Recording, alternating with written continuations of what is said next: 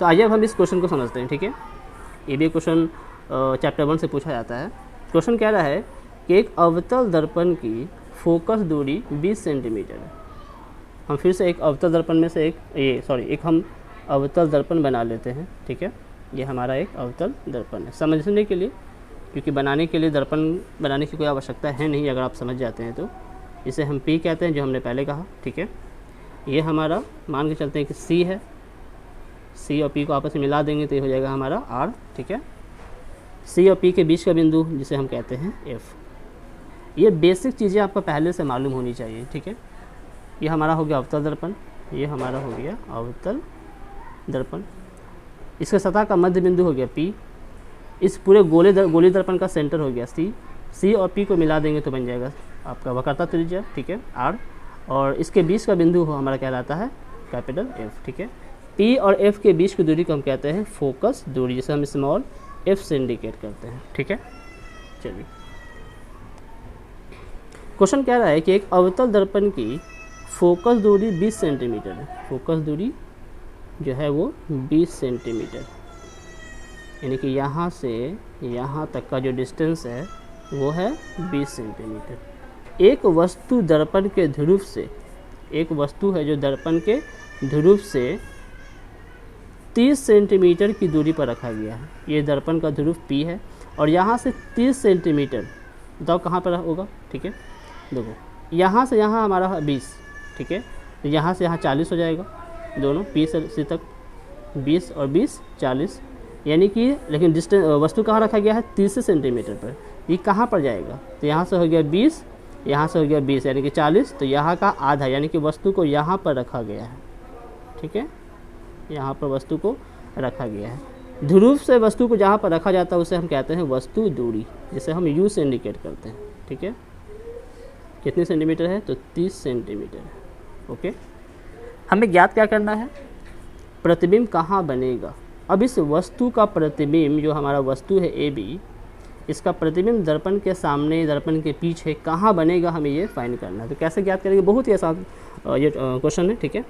देखो, सबसे पहले चूंकि दिया हुआ है, जो बेसिक तरीका होता है क्वेश्चन को बनाने का, ठीक है, हम लोग तरीके से क्वेश्चन को बनाते हैं।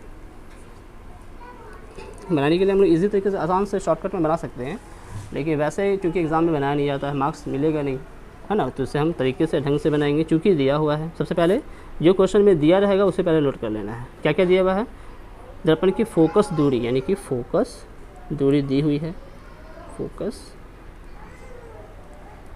जिसे हम कहते हैं स्मॉल f, ठीक है। कितनी दी हुई है, 20 सेंटीमीटर। आपने चिन्ह परिपाटी पढ़ा होगा, ठीक है।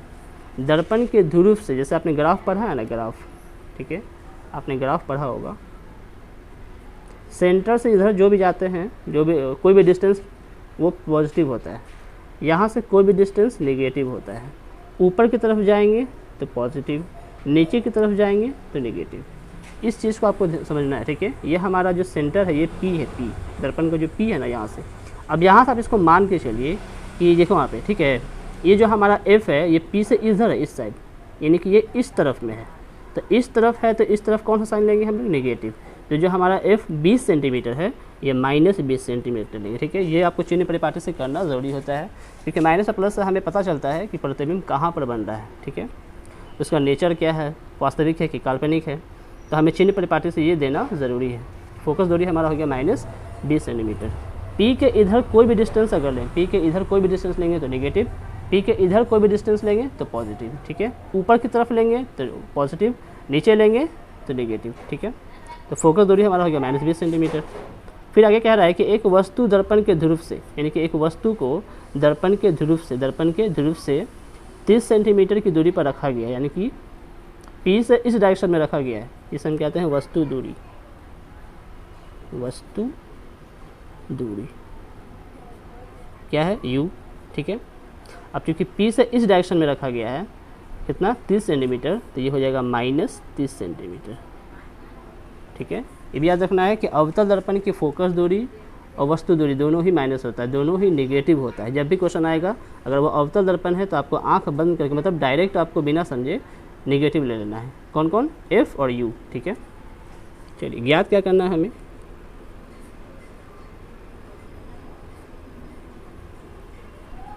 ज्ञात करना है प्रतिबिंब कहाँ बन रहा है, यानी कि प्रतिबिंब की स्थिति, प्रतिबिंब की स्थिति यानी कि कितनी दूरी पर, दर्पण से कितनी दूरी पर प्रतिबिंब बन रहा है उसे ज्ञात करना है। प्रतिबिंब की दूरी को हम v से इंडिकेट करते हैं, v, ठीक है, ये हमें फाइंड करना है, ज्ञात करना है। कैसे ज्ञात करेंगे, चलिए,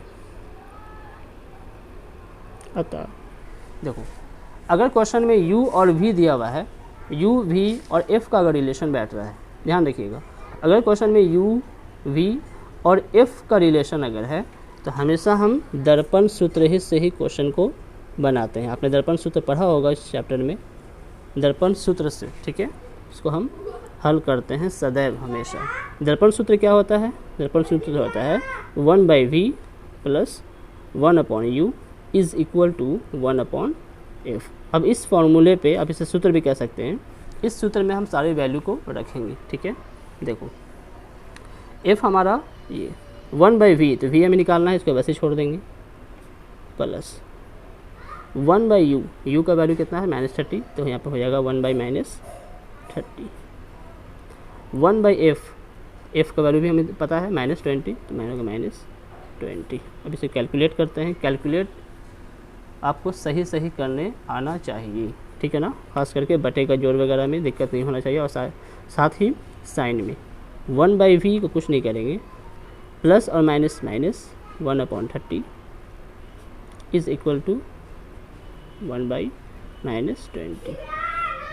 अब इन दोनों में तो कोई काम होगा नहीं, तो इस 1/30 को हम इधर भेज देंगे, ठीक है, बराबर के इधर ले आएंगे, तो क्या हो जाएगा 1/v इज़ इक्वल टू, ये जैसे है वैसे ही रहेगा 1/-20, ठीक है, ये माइनस 1/30 जब इधर आएगा तो प्लस 1/30 हो जाएगा, ये गणित का रूल है मैथ का।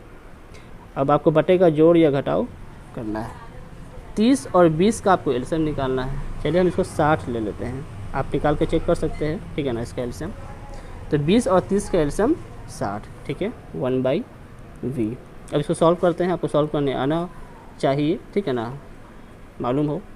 इसको से डिवाइड करते हैं, तो 20 × 60 3 बार में, और 3 को 1 से गुना करेंगे तो 3 बन जा 3 माइनस में, क्योंकि माइनस में है, प्लस 30 दूनी 60 2 बार में आया, और 2 बन जा 2, तो हमें प्राप्त हुआ माइनस प्लस माइनस 3 में से 2 गया तो -1, क्योंकि 3 बड़ा है, और डिवाइड बाई बटा 1, ये 60, ठीक है। अब इसको क्रॉस मल्टीप्लाई कर दो, या फिर दोनों को ऊपर नीचे कर दो, पलट दो, ठीक है, या फिर क्रॉस मल्टीप्लाई करो, 60 को 1 से गुना करेंगे तो 60, v को 1 से गुना करेंगे तो -v। अब ये -v को यहाँ ट्रांसफ़र कर दो, तो हो जाएगा -60 बराबर v, यानी कि v बराबर -60, ठीक है।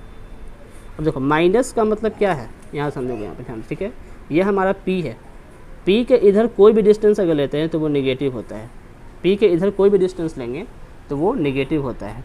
और ये -60 देख लो यहाँ पे ना, -60 यानी कि दर p से इस डायरेक्शन में बन रहा है, p के सामने बन रहा है, कितनी दूरी पर बन रहा है 60 सेंटीमीटर। बताओ 60 सेंटीमीटर कहाँ पर होगा, यहाँ से जहाँ 20 हो गया, यहाँ से यहाँ 20 यानी कि 40, तो यहाँ से एक और मान के चलो 60, यानी कि 60 यहाँ बन रहा है, ठीक है, बात समझ आ गई, दर्पण के सामने, यानी कि यहाँ से 60 सेंटीमीटर की दूरी पर प्रतिबिंब का निर्माण हो रहा है, ठीक है।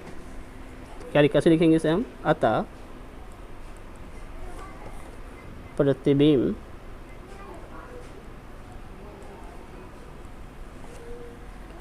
दर्पण के सामने, दर्पण के सामने 60 सेंटीमीटर की दूरी पर